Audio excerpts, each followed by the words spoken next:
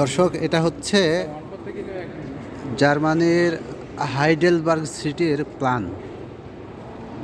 এটা হচ্ছে হাইডেলবার্গ, আপনারা নাম শুনে থাকবেন।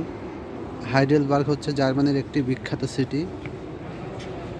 এই সিটিটার পুরো প্ল্যান এবং ট্রেনগুলো কোন দিক দিয়ে যায় মূলত সেটা এখানে দেখানো হয়েছে।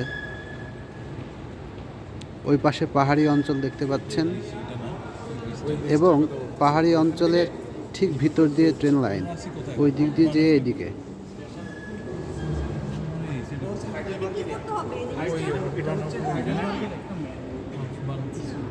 চমৎকার একটা সিটি, নদী এবং পাহাড়ের কম্বিনেশনে সুন্দর একটা সিটি হাইডেলবার্গ।